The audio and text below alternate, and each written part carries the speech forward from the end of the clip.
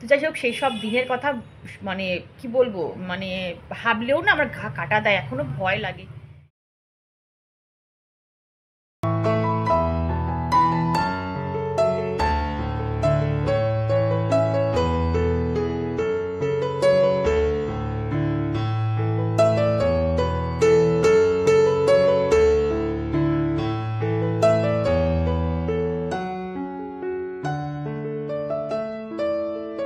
ঘুম থেকে উঠে এত সুন্দর আকাশ দেখতে পাবো আজকে ভাবতেই পারিনি। তাই লোভ না সামলে সিধা চলে এসেছি কিন্তু আমার প্রিয় ছাদ বাগানে। টানা 4-5 দিন ধরে এক নাগাড়ে বৃষ্টি হয়েই চলেছে। একটানা বৃষ্টি দেখবে একদম কিন্তু ভালো লাগে না, মানে আমার কথা বলছি, আমার না একদম ভালো লাগে না। মনটা ভীষণ খারাপ লাগে, ছাদে উঠতে পারি না, গাছগুলোকে ঠিকঠাকভাবে দেখতে পারি না, একটু বাইরে বেরোতে পারি না, জামা কাপড় ঠিক মতন শোকাতে পারি না, কাচতে পারি না, কেমন ডিপ্রেসড লাগে না? একটা জিনিস দেখবে, আমাদের মুডও না অনেক সময় প্রকৃতির ওপর ডিপেন্ড করে। দেখবে সারাদিন যদি আকাশটা মেঘলা হয়ে থাকে, মানে ভার হয়ে থাকে, দেখবে আমাদের মুডটাও না কোথাও যেন একটু ভারাক্রান্ত হয়ে থাকে। আবার যখন পুরো পরের দিন রোদ ঝলমলে একটা আকাশ দেখি, সঙ্গে সঙ্গে আমাদের মুডটাও কিন্তু পুরোপুরি চেঞ্জ হয়ে যায়, মানে আনন্দই ভরে যায়। তো যাই হোক, অনেকটা কথা তোমাদের সাথে বলে নিলাম।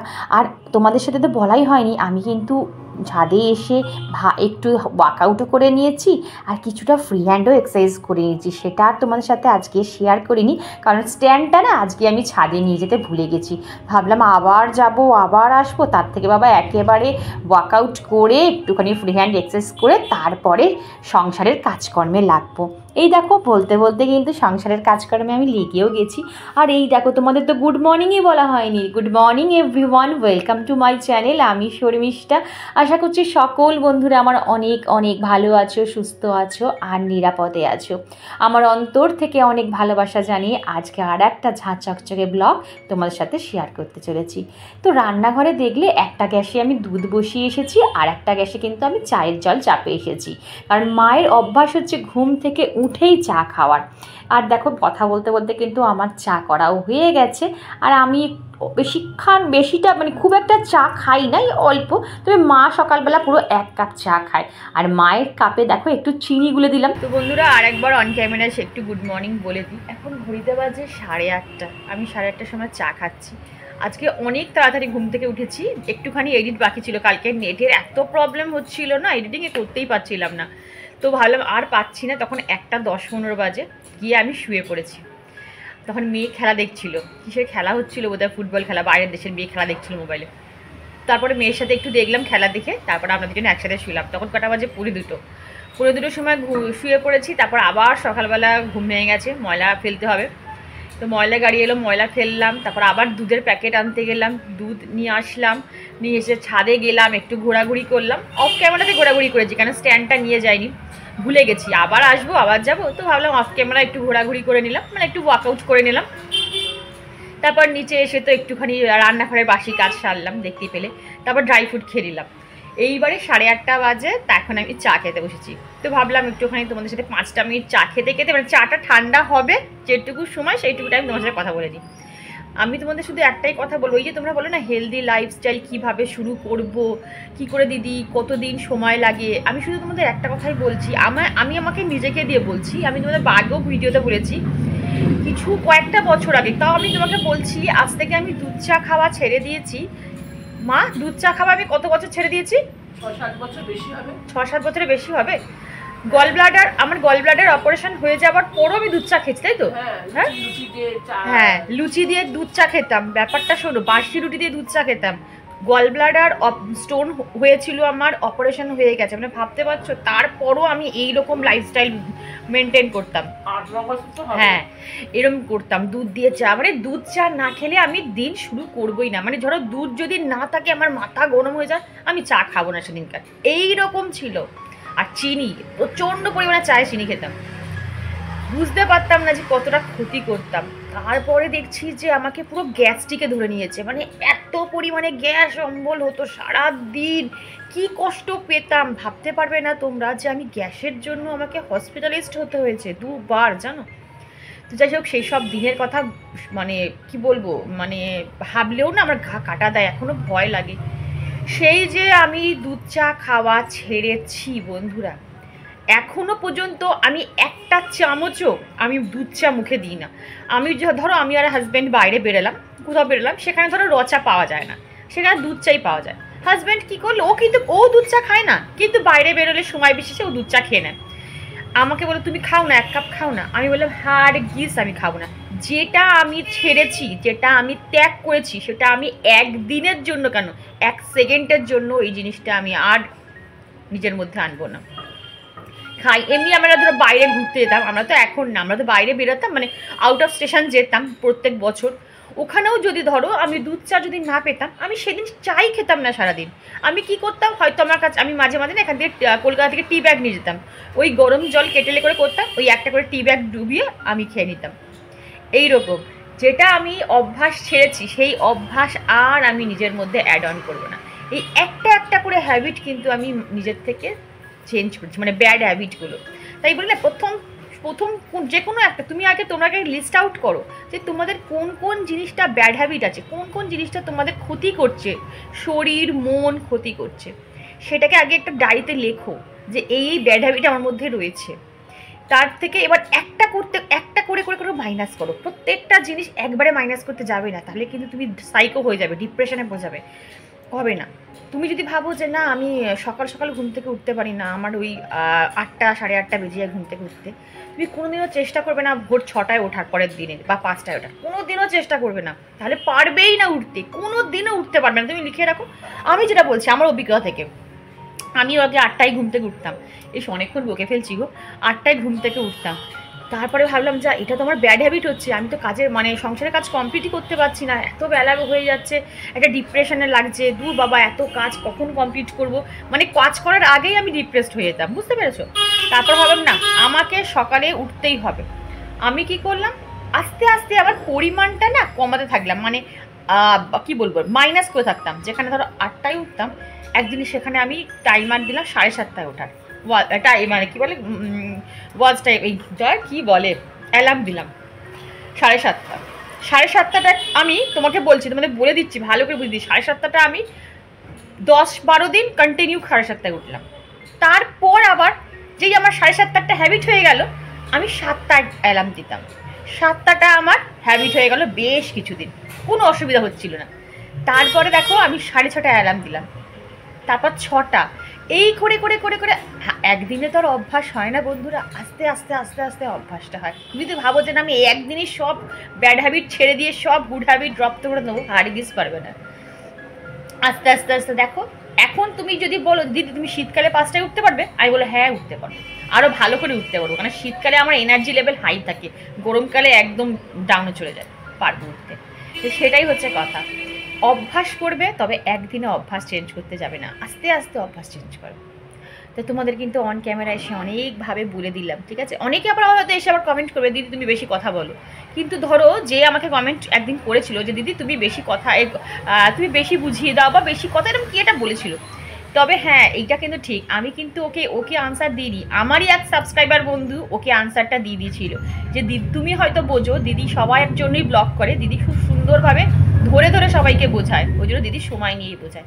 তো okay thank you so much, okay আমার বলা হয়নি, সবসময় মনে থাকে না। তো যাই হোক, অনেক কথা বলে নিলাম, আর তারপরে যদি তোমরা বুঝতে না পারো আমাকে বলবে, আমি তোমাদের বুঝিয়ে দেবো। তো চলো বন্ধুরা, আর একটা জিনিস, আমাকে সিম্পলি অম্বিকা ওর নাম, ও জিজ্ঞাসা করেছিল দিদি তুমি যে ডেসক্রিপশানে না ডেসক্রিপশান না সরি কী যেন শিডিউল করতে গেলে কত ঘন্টা আগে আপলোড করতে হয় ভিডিও, শিডিউল করলে আমি তোমাকে বলছি তুমি যদি শিডিউল করে ভিডিও আপলোড করো, ধরো আমি ভিডিও 8টার সময় আপলোড করি আর শিডিউল দিই 10টার সময়, মানে আমি 8টায় আপলোড করে দিলাম তো ভিডিও, 10টায় আমার ভিডিও পাবলিক হয়ে যাবে। তুমি এরকমও করতে পারো যে রাতের বেলা ভিডিও আপলোড করে নিলে, সকাল 6টায় শিডিউল দিয়ে দিলে, সকাল 6টায় কিন্তু অটোমেটিক তোমার ভিডিও আপলোড হয়ে যাবে, মানে পাবলিশড হয়ে যাবে। এরকম করে করতে পারো। 1 ঘন্টা আগেও তুমি শিডিউল করতে পারো, এরকম নয় যে তোমাকে 10 ঘন্টা আগে বা 5 ঘন্টা আগে করতে হবে। তুমি যখন তোমার আপলোড হয়ে গেলে দেখছো তোমার পুরো কমপ্লিট হয়ে গেল প্রসেসিংটা, তারপরে তুমি শিডিউল করে দিলে যে 10টা কি 11টা কি 12টা শিডিউল করে দিলে হয়ে যাবে। এরকম করে মানে নেই যে তোমাকে এত ঘন্টা আগেই করতে হবে। আমার যখন সময় হয় আমি তখন করে দিই। তবে হ্যাঁ, সঙ্গে সঙ্গে আমি শিডিউল করি না। ওই ধরো 1 ঘন্টা আধ ঘন্টা কি যদি রাতের দিকে আপলোড করি তাহলে সকালের দিকে আমি শিডিউল করে রাখি। তো আমি চেষ্টা করবে সব সময় একটা টাইম মেনটেন করতে, যে টাইমে তুমি ব্লগ ছাড়বে সেই টাইমটা সবসময় মেনটেন করে। তো ধরো তুমি ব্লগ ছাড়বে আজকে 10টায়, তো 10টার সময় কিন্তু তুমি প্রত্যেকটা দিন ব্লগটাকে আপলোড করার চেষ্টা করবে। আজ 10টা ছাড়লে, কাল 11টা ছাড়লে, কালকে 12টায় ছাড়লে, এরকম করো না। তাহলে কিন্তু তোমার যারা ভিউয়ার্স বা সাবস্ক্রাইবার তারা পাজলড হয়ে যাবে, ভাবে কোন সময় ব্লগ আসছে আমরা বুঝতেই পারছি না। একটা পার্টিকুলার টাইম মেনটেন করবে যে না, আমি প্রত্যেকটা দিন সকাল 9টায় কি 10টায় কি 11টায় ওই পারফেক্ট টাইমটাই আমি ব্লগ আপলোড করব। তো বুঝে গেলে? না বুঝতে পারলে আবার কমেন্ট করবে, আবার তোমাকে আমি ভালো করে বুঝিয়ে দেবো। তো চলো বন্ধুরা, বক বক করছি আর আমার চাটা এখানে পুরো ঠান্ডা জল হয়ে গেছে। চাটা খেয়ে তারপর তোমাদের সাথে সব কাজকর্ম তো অবশ্যই শেয়ার করবো। চলো। তো বন্ধুরা, চাটা খেয়ে ফুল এনার্জি নিয়ে লেগে পড়েছি কিন্তু কাজকর্মে।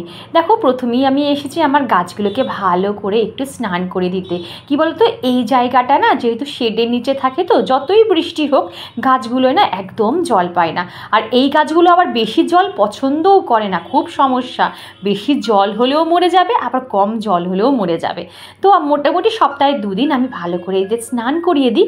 আর এখানে স্নান করাতে গেলে তো একটু কাদা কাদা হয়ে যায়, তো ভালো করে এই জায়গাটাকেও একটু পরিষ্কার করে দিলাম। পরিষ্কার থাকলে না দেখতেও ভালো লাগে। তো চলো দেখি বাবা কি বাজার এনেছে। আমার না কোমরটা কদিন ধরে কোমর হাঁটু ভীষণ যন্ত্রণা। এখানে আটার প্যাকেট আছে। মাম্পা, আমার গায়ে জল ফেলিস না। আটার প্যাকেট, ওটা ভিজে যাচ্ছি আমি তোর জলের ছেটায়। গরম মশলা। এখন থেকে হাজব্যান্ড স্যুপ খাবে, চিকেন স্যুপ। এটার মধ্যে চিকেন আছে, এই যে চিকেন, এটার মধ্যে চিকেন আছে। আর এই যে হচ্ছে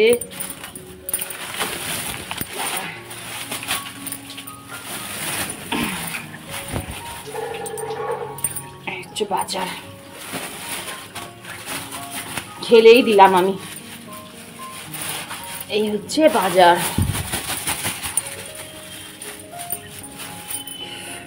চুল কেন থাকে কে জানে বাবা, সব জায়গায় শুধু চুল পাবে। এই ওল, তারপর হচ্ছে বরবটি, বিনস, কাঁকরোল, পেঁপে, লেবু, গাজর, পটল, উচ্ছে, শসা। বাজারে মোটামুটি যা সবুজ শাক মানে ছিল সবজি সব মনে হয় উঠিয়ে নিয়ে চলে এসেছে। কারণ আজ থেকে ও স্টু খাবে, ঠিক আছে, চিকেন স্টু 2 বেলা করে। কাজের প্রেশার পড়েছে, মানে রাত হচ্ছে 12টা 12:30 শুচ্ছে, আর ভোর 5টায় উঠতে হচ্ছে। শরীর ঠান্ডা রাখতে হবে, কোনো রিচ খাবার এখন পুজো অবধি খাবে না বলেছে। 2 বেলা করে চিকেন স্টু। চলো আমি এগুলোকে ধুয়ে আগে রোদে দিই, তারপরে আবার দেখি কী করি।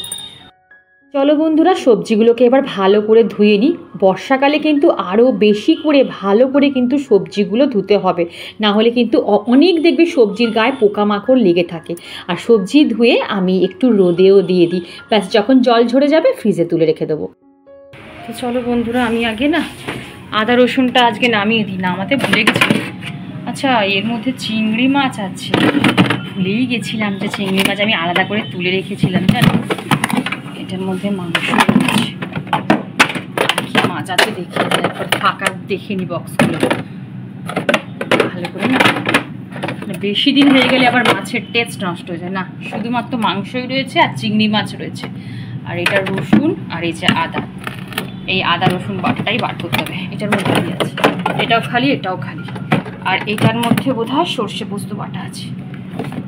এই দুটোকে বার করে নিই। চিংড়ি মাছটা আজকে কিছু করবো না, দেখি কি করি, আবার করতেও পারি।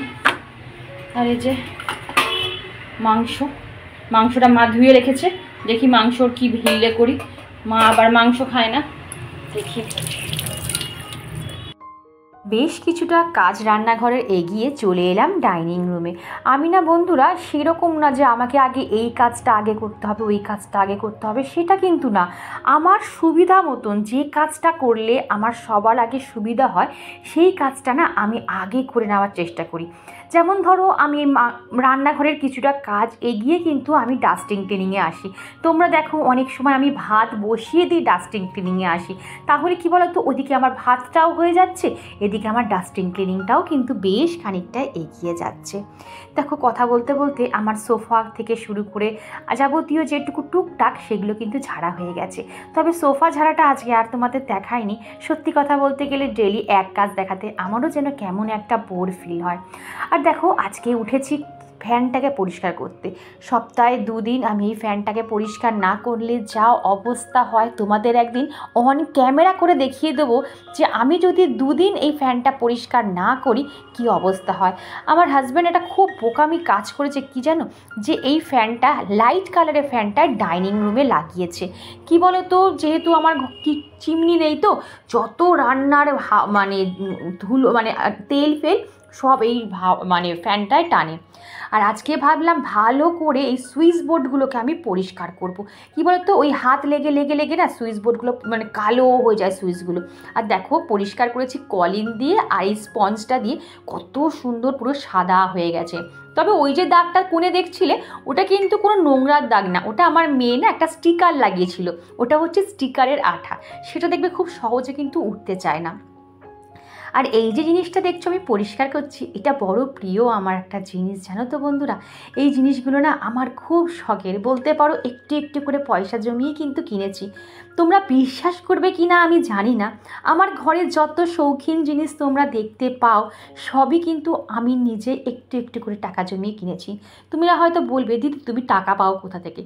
আমি বলছি না যেটা আমার টাকা, কিন্তু সংসার খরচা বাঁচিয়েই কিন্তু আমি এই সংসারের জিনিসই করি বন্ধুরা। উল্টাপাল্টা খরচা বলো সেই সব কিন্তু আমি করি না।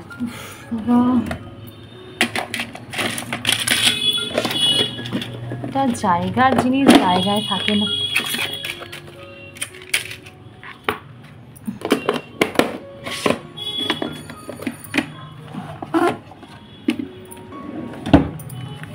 দিয়ে আসি এই ঘর থেকে ওই ঘর, সেই ঘর থেকে ওই ঘর, বাপরে বাপ। মাম্পা বাবা বইপত্র দিতে দিতে অবশ্য এই বই দিয়ে গেলাম, এগুলো ঢুকিয়ে দেয়, এগুলো আর যেগুলো এগুলো লাগবে না আগে ঢোকা, আমি এগুলো পরিষ্কার করবো এখানে। আর চলে যা তুই বেডরুমে চলে যা, বেডরুম ক্লিন হয়ে গেছে, চলে আয় বেডরুম পুরো ক্লিন করে দিয়েছি। সায়ন মণ্ডল আইডি থেকে আমাকে এক সাবস্ক্রাইবার বন্ধু কমেন্ট করে বলেছিল যে দিদি তোমার থেকে আমরা অনেক কিছু শিখি বা অনেক কিছু শেখার আছে।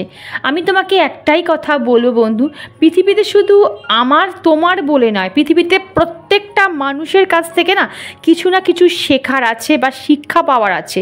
ইভেন তুমি শত্রুর থেকেও শিখতে পারো যে কিভাবে শত্রুতা করা যায়। আর thank you so much dear এত সুন্দর কমেন্ট করার জন্য। এখানে দেখো ডাইনিং টেবিলের গাছের জলটাও না আমি প্রত্যেক দিন চেঞ্জ করে দিই, তাই আজকেও চেঞ্জ করে দিলাম। আর এই যে পুদিনা গলিটা তোমাদের সাথে আমি আগের দিন বলেছিলাম না বাজার থেকে নিয়ে এসেছি, এত সুন্দর খেতে যে আমরা একটার বদলে 2-3টে করে খেয়ে নিচ্ছি, আর কতটা শেষ হয়ে গেছে দেখো। তো যাই হোক ওখানে আমি আর মা ভাত খেয়ে নিলাম। তোমরা তো দেখলেই গরম গরম ধোঁয়া ওঠার ডাল আর ভাত অমৃতর সমান আমার কাছে। তো ওটাই দিয়েই আমি আর আমার মা আজকে আজকে একদম রোদ, ওরে বাবা রোদ কাকে বলে, দেখো খাকা করা রোদ। এই ওয়েদারে যত খুশি কাচো, সারাদিন শুধু কেচে যাও আর রোদে জিনিস দিয়ে যাও। দেখো রোদটা দেখো, জানলা দিয়ে রোদটা দেখা যাচ্ছে কি সুন্দর, দেখো যত কাচাকুচি করো আর রোদে দিয়ে আসো। বাপরে বাপ, ভাদ্র মাসের রোদ দেখো, শুধু কাঠ ফাটানো রোদ। এই জিজি প্ল্যানটাকে একটু রোদে দিয়ে দিলাম। আরে মনটা খারাপ বল, দুখানা পরীক্ষা হয়ে যেত, কি অবস্থা। ব্রেক হয়ে গেল না বল একটা, ঘুম পাচ্ছে না। এটা আমাদেরও হতো, ধর পরীক্ষার মধ্যে যদি 3-4 দিন গ্যাপ থাকতো ব্যাস সেই পরের দিন সেই পরের পরীক্ষাটাই বাজে হয়ে যেত। পর কি করবি বল, চল। আর দুপুরে কি খাবি বল, দুপুরে লজেন্স খাবি তো? এই 20 মিনিট আরাম দে, এই সরি দিয়ে পাম্প চালাবো। এই তো বন্ধুরা চলে এলাম রান্নাঘরে রান্না চাপাতে। তো প্রথমেই চিকেন স্টুটা আজকে বসিয়ে দেবো। চিকেন স্টুর জন্য যা যা সবজি লাগে সব কিন্তু একটার পর একটা কেটে নিচ্ছি। আর রান্না করতে করতে আর একটা কথা তোমাদের সাথে শেয়ার করি বন্ধুরা, সেটা হচ্ছে দেখবে যেমন আবহাওয়ার পরিবর্তন হয় ঠিক তেমনি না আমাদের জীবনেরও না এক একটা সময়ের পরিবর্তন হয়। খারাপ সময় শুরু হলে ভাববে শেষ ঠিক হবেই হবে, কারণ যার শুরু আছে না তার শেষও আছে। শেষ থেকেই আবার কিন্তু নতুন একটা অধ্যায়ের শুরু হয়। এখন হয়তো আমার সময়টা একটু খারাপ যাচ্ছে বলতে পারো তোমরা, আমি বিশ্বাসী যে শেষ ভালো যার সব ভালো তার। শেষ তো আমি দেখবই দেখব বন্ধুরা, সেই দিনটার অপেক্ষায় আমি। যতই আমাকে কেউ পেছনে টানার চেষ্টা করুক আর যতই আমার জন্য একটা বড় ফাঁদ তৈরি করার চেষ্টা করুক, সেই ফাঁদেও আমি পা দেবো না, আর আমি সেই পেছন ঘুরেও তাকাবো না। আমি কিন্তু আমার লক্ষ্যে স্থির সারা জীবন থাকবো বন্ধুরা। তো যাই হোক, কথা বলতে বলতে দেখো আমার এখানে মাংসটা ভাজা হয়ে গেল আর সবজিগুলোও দিয়ে দিলাম। তবে সবজিগুলো না আমি বেশি ভাজবো না, তাহলে কি বলতো সবজির গুণাগুণগুলোই নষ্ট হয়ে যাবে। আর এখানে রান্না করতে করতে দেখলাম নুনটা বাড়ন্ত হয়ে গেছে, সেই নুনটাকেও ফিল করে নিলাম। আর ওই দেখো আর একটা কড়াইতে কিন্তু আমি ডালও সম্বার দিয়ে নিয়েছি। আজকে দুটো মোটামুটি এখন 2-3 দিন দুটো কড়াইতেই আমি রান্না করে নিচ্ছি, তাহলে কি বলতো তাড়াতাড়ি হয়ে যায়। রান্নাঘরে না বেশিক্ষণ এত গরম লাগে, দাঁড়াতেই ইচ্ছা করে না। তো যাই হোক আমার এখানে ডালটা হয়ে গেল, আর এখানে আমি তেল দিয়ে দিচ্ছি। এখানে আমি কিছু ভাজা করব, যেহেতু মা চিকেন খায় না, তো মায়ের জন্য ডাল করে দেবো, পটল ভাজা করব, কাঁকরোল ভাজা করব, আর বোধহয় মাকে গরম গরম খাওয়ার সময় একটা ডিম ভেজে দেবো।